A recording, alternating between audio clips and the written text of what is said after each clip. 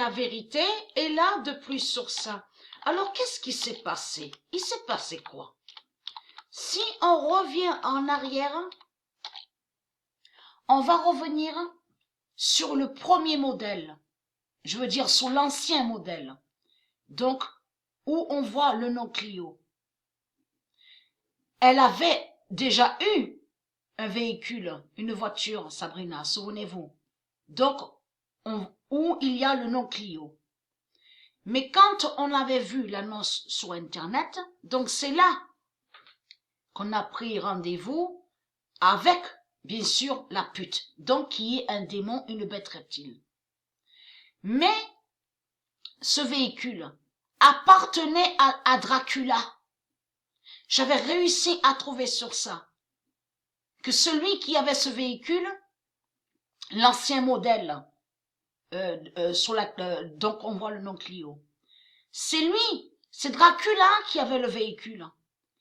Et ce véhicule était à l'intérieur même du véhicule, rempli de mauvaises ondes, des ondes négatives, mais négatives.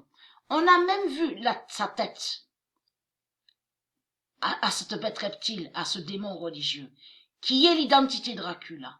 Mais c'est vraiment, on voit la tête du diable. Vraiment la tête du diable.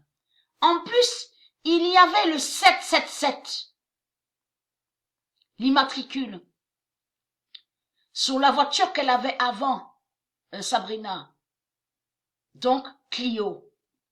Mais il faut comprendre, qu'est-ce qui s'est passé pendant tout ce temps, pendant tous ces mois qui sont passés. En réalité, Dracula a toujours été contre Clio. C'est Dracula qui a toujours été contre Clio. La réponse est là sur ça.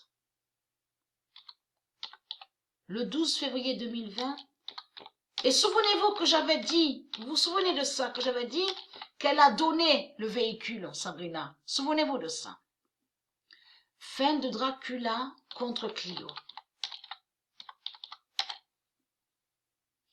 Et qui donne 2007.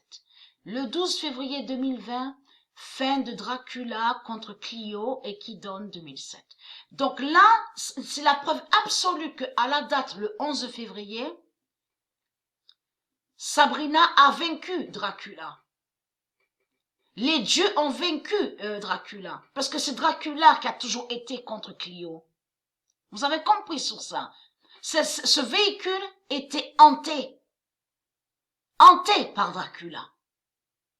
Le 12 février 2020, fin de Dracula contre Clio et qui donne 2007.